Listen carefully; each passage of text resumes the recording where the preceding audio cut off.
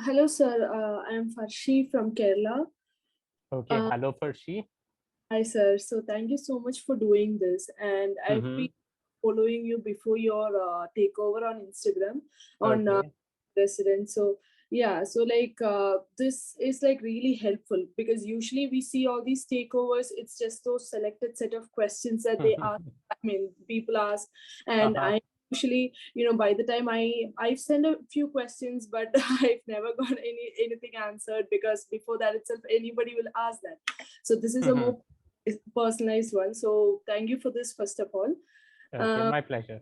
Yeah. yes, sir. So I am a 2020 graduate, and Mm-hmm. I have a huge red flag that is 2 years because No, no, no. I don't think. First of all, let me correct you.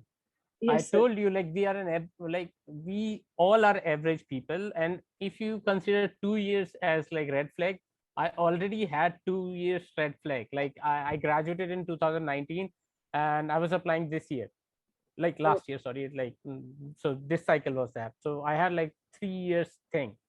yes, sir. But then I didn't do anything else. That's my problem. I've been, I started my preparation and I had a downfall and I had to step back from my preparation. Mm-hmm. And then I restarted. And now I'm planning to give it in July or August. In 2 months, I'm planning to give. Okay. So just want to I'm a graduate, so I just want to ask you about the sub internships at Stony Brook. I had texted you on Instagram and you told me you'll help me with it. Thank you so much for that. You've always been kind. So can you tell me more about your Stony Brook sub internship, please? Okay, so let me tell you about my experience. So I did like for 3 months over there. I was there for 3 months, 3 months internal medicine. That's like a I really like that program, and I asked the program's leadership about like I really like your program, and I want to rotate in this. First, I was in internal medicine floor team, 1 month floor team, and then I got into night shift team, and also ICU. So these were like the prime things I wanted to learn from there. And sub internship is basically like an intern. So in India, like in your internship, have you seen like your they like the president make their team? So my team was like team 3, and in that they have one senior and 3 intern. So 3 first years, one was TY transitional year, 2 were internal medicine interns first years, and one was second year or third year, that is senior, and 3 students, 1, 2, 3. So 2 were American grads and one was IMG, me. So they assign like first day, it's like you get everything, like you get access, like you get your own badge. I'll show you mine if you excuse me. Just wait a minute.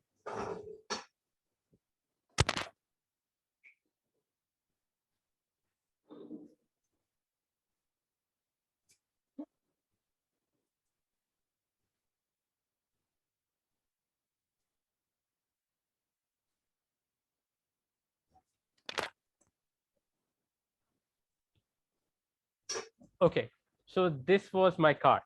So they'll give you like this. So this was my card, and like there's this panda on this, and with this, like you can access any corridor, anywhere, like emergency, you can go anywhere, and you can access lounge, resident room, everywhere, with cafeteria also. So like sub internship is kind of like you are a part of a team. And what so senior used to do, my senior used to do one thing. So first day was like basic introduction of like, so this is our floor, this is everything, and how we present the case. So he taught us about like everything. And then next day he assigned me one patient. Okay, so I have to follow that patient. We used to go in like in the morning at 5:30 a.m, and we used to come at like 5 p.m or 6 p.m in the evening. So it was full time working as a resident. So sub internship means like you are working under an intern. Intern is a resident. and you have to present that case to the attending. So you have to go through the charts, you have to take the full history. And first day, like second day, he asked me to present the case to the senior, and then third day he was like confident this person can present. Third day I was presenting that case to the attending. So attending will ask you everything about that patient, like just like first history, and then like what kind of medication is he taking, and then labs and everything. So everything that a resident should be doing, you'll be doing that. And you won't be like ordering medicine in the initial, and you just have to like suggest them, like in my opinion I think this should be done to this patient.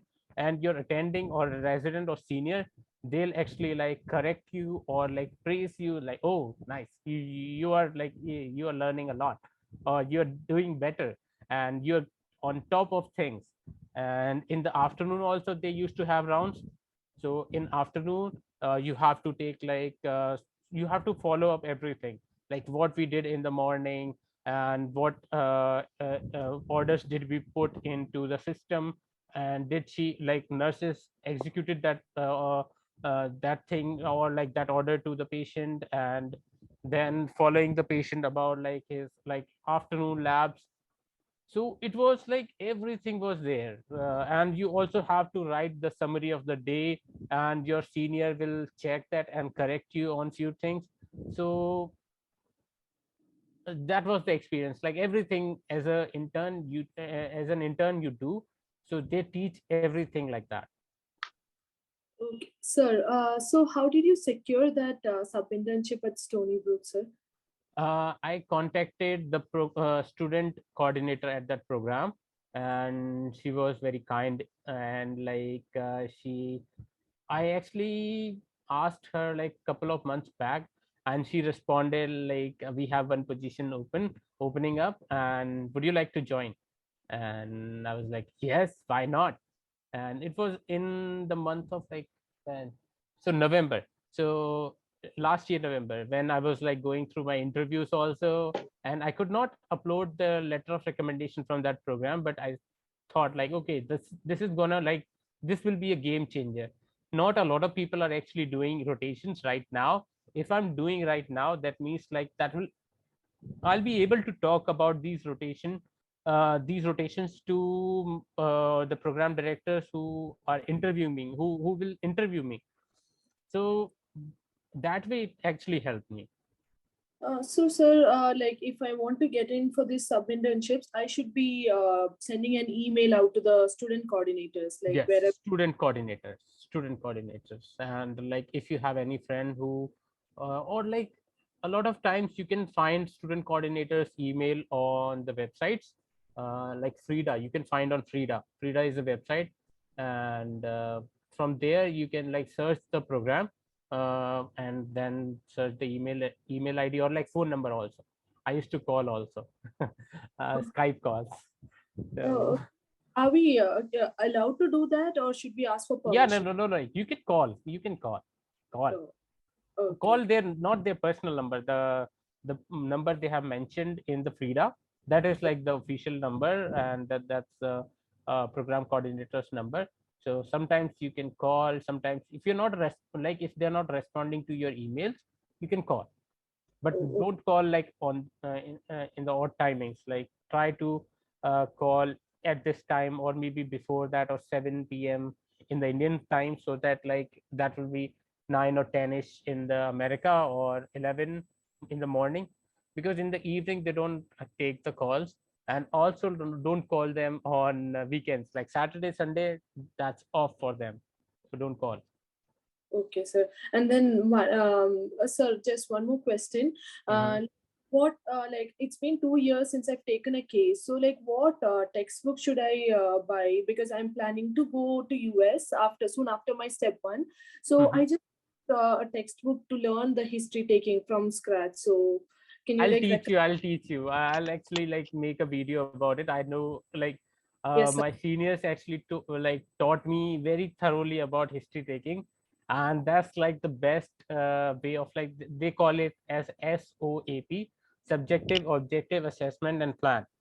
SOAP method of presenting a case, and I have like written everything. I'll just make a small video and explain everything, and you can actually like practice that case presentation here. And also like you can do that in America. You don't need any textbook or anything. This is a very simple thing. People complicate things. Things are simple, they complicate just to scare you. So I'm just telling you, it's a very simple thing. SOAP, there's one page that I have made in my sub internship. I'll share that with you, and I'll also like make a YouTube video. Right now I don't have time, but probably like within a week or maybe 2 weeks I'll make that video. Just remind me that. So I'll upload that and you can learn from that. And if you have any question, you can also like text me, or like text me on this group. Yes, sir. Yes, sir. One last question. I'm really sorry I'm taking up No, all no the. worries, no worries. Sir, I don't know if this question is stupid, but like this sub internship, is it only for the university hospital or for clinics also? Is it No, no, there? no.